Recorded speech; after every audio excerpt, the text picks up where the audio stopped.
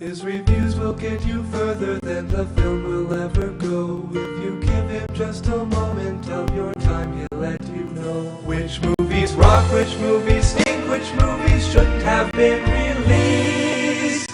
Say hello to Confused Matthew.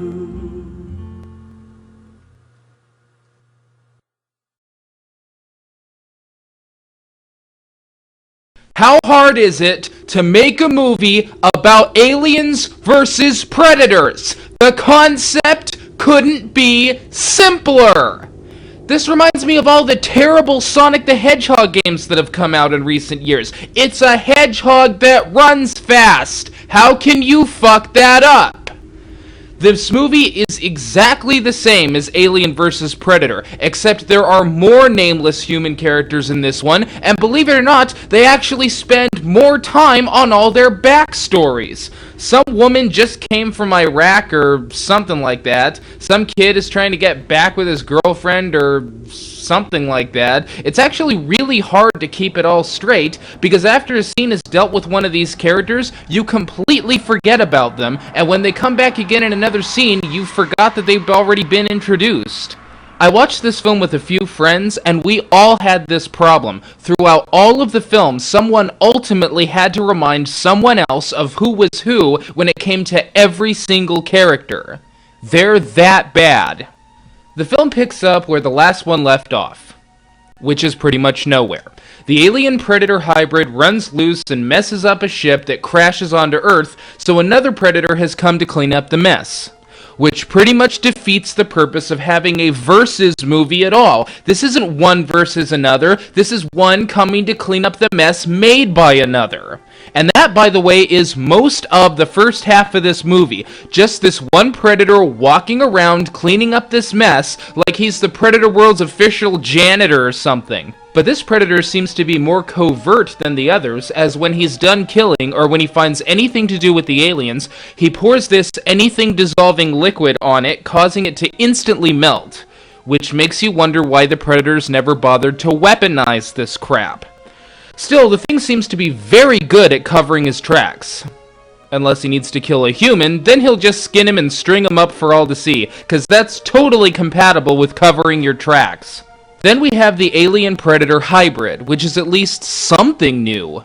So what makes this alien different from all the rest? Well, aside from having the world's largest head and being able to French pregnant women, nothing.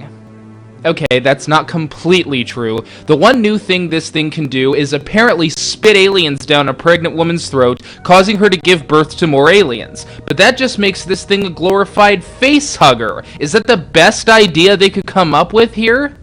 So with that one stupid exception, there is no difference between this and any other alien aside from aesthetics. What an absolute waste. The film has all the problems of its predecessor, from the lack of story, the awful human characters taking over most of the scenery, and the fights that are few and far between, as well as shot too close. But you know what really bothers me about both films? No one who is being attacked or chased by the monsters ever acts scared.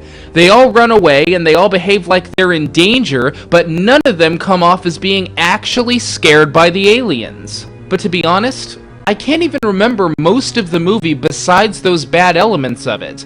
I mean, I remember some things, but I can't remember if they were actual parts of the movie or just things my friends and I were making up to make fun of the movie, which we did throughout virtually all of it.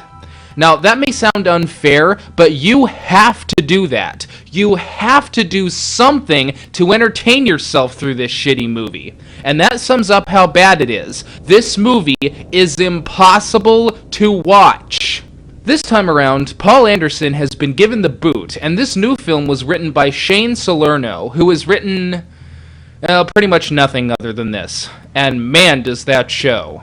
The The problem with what Shane is trying to do here, though, is slightly different than Anderson's mistakes. In AVP, Anderson was just cranking things out off the top of his head to get a moneymaker made. Shane is doing something different, but it's no less bad. It's almost like this is just a movie about how much he liked all the other movies. Almost everything is just a homage. We even get a woman who looks suspiciously like Sigourney Weaver protecting a little girl, and the line at the end of the film is suspiciously exactly the line from the end of the second Alien movie. But the problem is, we don't care about these two the way we cared about Ripley and Newt. We don't care about these two, or anyone else, at all. You can't expect that we're all gonna watch a movie that demonstrates how much you liked the other movies and think it's good. We liked those movies too, but if we wanted to watch them again, we'd go watch them again. Now, half the elements in this film are introduced too early, and the other half are introduced too late. There ends up being a situation in the end with what the government wants to do that I felt should have been there the whole time. In fact, one or two elements of this film might have been able to be molded into an actual screenplay here, but it's all just a jumbled series of scenes. And to top this all off, one of the biggest complaints the first crossover had is that it was rated PG-13. Really? People actually sat through that piece of shit and the only thing they could find to complain about was the rating?